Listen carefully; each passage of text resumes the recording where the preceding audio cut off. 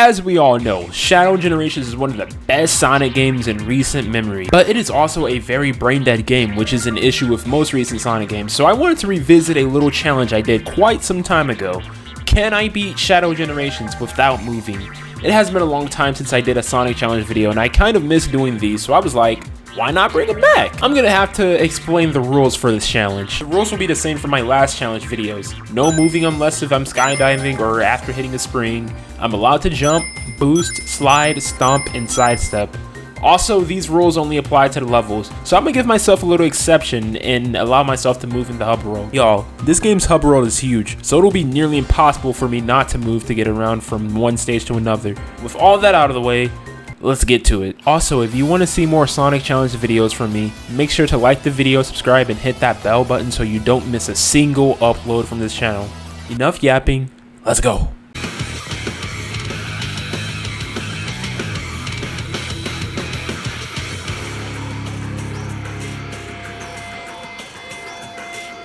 Now I decided to start a new game for this challenge, and the game starts with a flashback of Shadow's awakening. Now in the present, Shadow gets a call from Rouge asking him why didn't he come to Sonic's birthday party.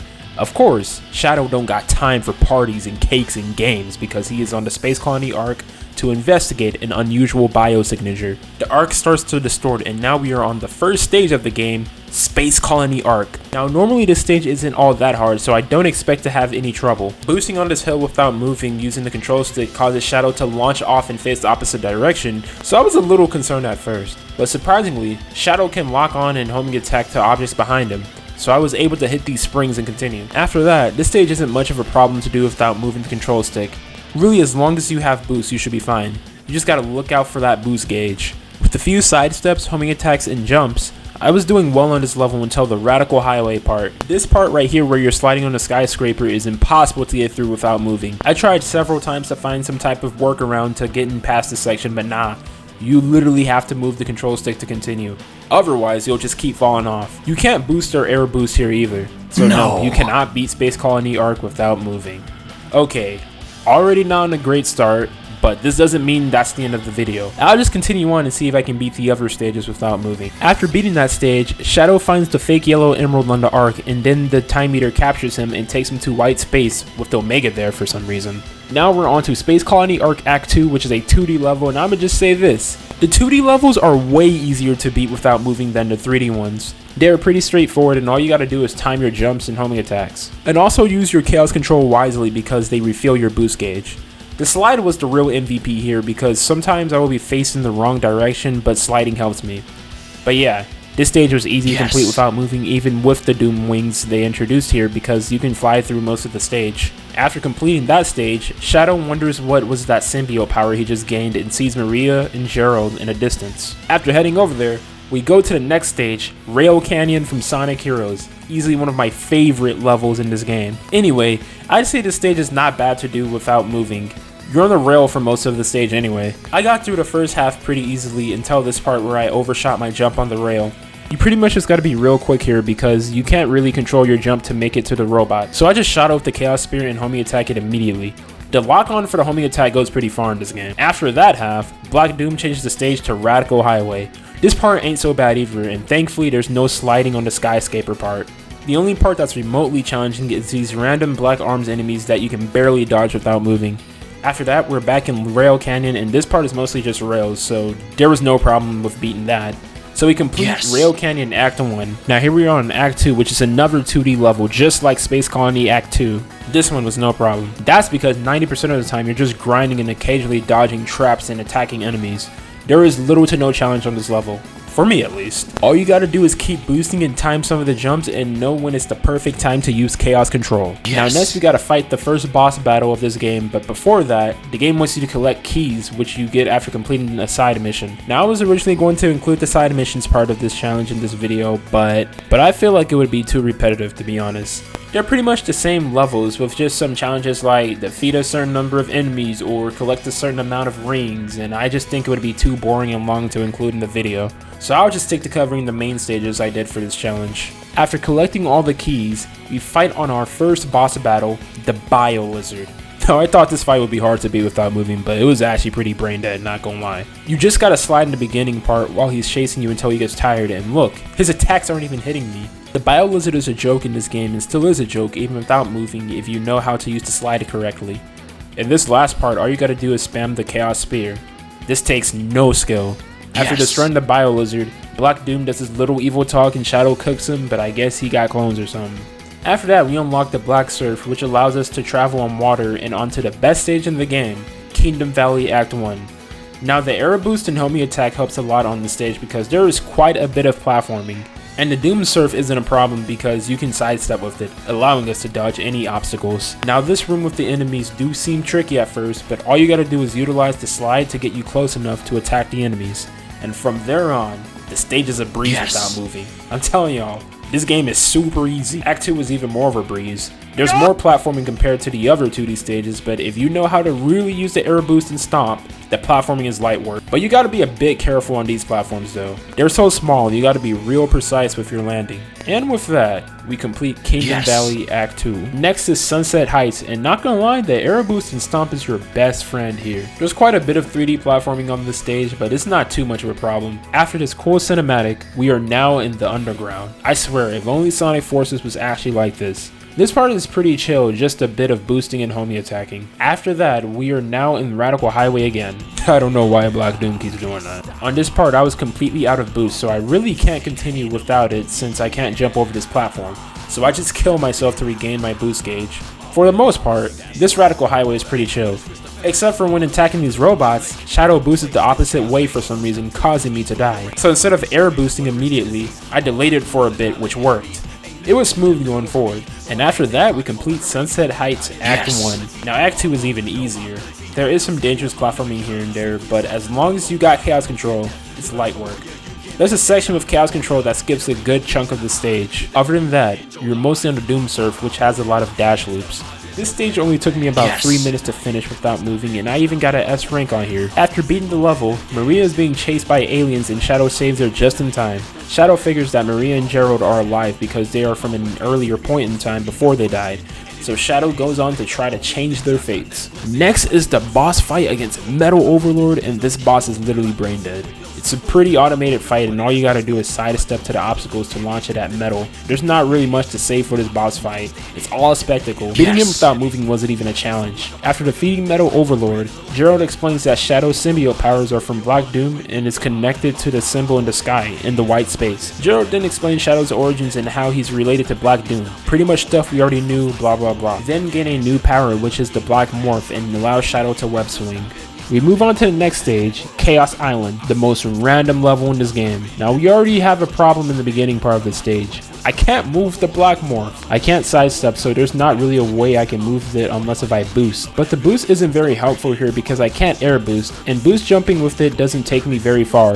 The homie attack lock-on isn't even as generous as it is with normal Shadow, so I'm kind of just stuck here. I've tried several options to get to the other side, and I think it's literally impossible to get over there without moving. If you guys try this challenge, please let me know if you somehow was able to web sling to the other side. So yeah, you cannot beat Chaos Island without moving. But that was only Act 1. Let's try Act 2. As you probably guessed, Act 2 is much easier because it's 2D. There's a lot of platforming in this act, so you're going to be using a lot of air boosting and stomping. Doom Morph is much easier now because you can just use the boost to progress forward without having to move. I did get stuck in this part for a bit because I was stuck in the wall and I couldn't turn around, but luckily there was a ball there so I can just web swing again. Now for this part with the moving platform, you just gotta slide out of the way so the spikes don't hit you. It seems tough at first, but it's not that bad. After that, the stage was a breeze. As you can tell already, the 2D stages are way easier to beat without moving than the 3D stages. After completing Chaos Island, we run into the Blue Hedgehog of all places. It would have been cool if we got a fight of Sonic vs Shadow, but in Shadow's perspective, but this cutscene is nice. They race and Sonic defeats Shadow, taking the fake yellow emerald. I like when Sonic is seen as the antagonist in these games because it's so cool to see Sonic in someone else's perspective. He seems like such an annoying asshole to them. Anyway, once we go underground to Chaos Island, we fight against Mephiles. I think this boss is impossible to beat without moving because you're in the Doom Morph for most of the fight. I tried to see if I could possibly bounce off the corners to hit Mephiles, but you literally can't. So I'm gonna just keep it a buck. You cannot beat Mephiles without moving. After sealing Mephiles, the Black Doom symbol evolves and he takes over the entirety of white space. It's pretty much Doom space at this point. We get a hold of the Doom Wings again, and Shadow goes Super Saiyan to take out Black Doom. And now here we go to the final stage, Radical Highway. Again. Why is this game so obsessed with Radical Highway? We've been through this stage like 4 times. On to Act 1 of Radical Highway, and this stage was the toughest one to get through without moving. Using the Doom Wings made it a bit easier since you can sidestep while flying and skip most of the platforming, but there were times when the sidestep wasn't enough and I would just fall to my death. Playing this stage normally without the Doom Wings is also a little tricky because some of the platforming is somewhat challenging here. So trying to jump on the falling platforms was quite the challenge, but it's all about timing really. Once I got that down, it wasn't that bad. Other than that, things went okay until I got to the midway point, the skyscraper slide. This part is a run killer because I can't turn. Sidestepping doesn't really put you far enough to not hit the hazards and you'll just keep falling on the last bit. So yeah, I don't think you can beat Radical Highway Act 1 without moving. You literally need to move to avoid the obstacles in Boblin's Pit. I also got soft locked on this part. Now let's see if we can beat Act 2 without moving, and this time, it's not a 2D level. Fully 3D. Now this act was way easier to play through because this stage relies heavily on the Doom Wings. You can skip most of the stage with this, so that made my job easier. Plus when you got the Doom Wings, you become invincible. It's essentially this game's version of Supersonic kinda. But yeah, surprisingly this stage went by pretty smoothly for this challenge. To be honest, I thought this would be the hardest stage to complete without moving, but I was wrong. I ended up completing it. There were no run killers, no sliding skyscrapers, no Doom Morph, just a normal stage. But this part of the rotating platforms was annoying though. I really couldn't get past it, so what I did was restart the level so I can get the Doom Wings back and just fly over the platforms. My plan worked perfectly, and from there on, it was a breeze. Thank you, Doom Wings. That may be the last stage, but we're not done yet. We got unfinished business with Black Doom. Now we fight against Devil Doom, starting off with the Doom Surf. This part is pretty much the same as the Metal Sonic boss. You sidestep the projectiles and hit it back at him. No moving required. After that, we have to play as our worst enemy, the Doom Morph. Except it wasn't that bad this time. You just have to web swing and boost in time. I'm honestly surprised I did it considering how the Doom Morph has not been very nice to me during this challenge. But this boss also holds your hand by saving you with the spring whenever you fall off. The key to this part is that you gotta be real patient. At some parts it felt like it was damn near impossible to get through the purple platforms without moving, but you just gotta wait. After swinging over to Devil Doom and hitting him a few times, he transforms into his final form, Neo Devil Doom. This part is completely brain dead. It requires no movement or skill. All you gotta do is sidestep and boost close enough and hit him. It also doesn't matter if you get hit by the obstacles. You don't take damage and there's plenty of rings around. I was honestly in disbelief at how easy it was without moving. This is probably one of the easiest bosses in Sonic history. That's the problem with Sonic bosses nowadays. They barely take skill. Nothing but spectacle and mindless gameplay.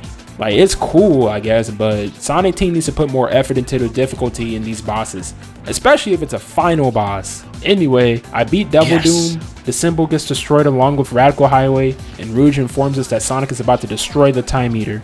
After that, Shadow must settle something first with Maria and Gerald. It seems that they're disappearing since they really don't belong here because they're dead. Shadow tries to change fate so that they survive, but Maria tells Shadow that they have to accept their fate. Shadow runs off with the single tear, and that's the end of the game. Wow, you rarely see Sonic characters cry, but that was the end of the challenge. I had a lot of fun doing this and it honestly went better than I thought. I only couldn't finish like 3 stages without moving and everything wasn't that bad. Shadow Generations is so easy that you can beat most of the game without moving the control stick, and that's okay. I still think this game is a lot of fun and is definitely one of the best 3D Sonic games in my opinion. I just wanted to do this challenge for fun and as a little follow up to my Sonic Generations without moving challenge video.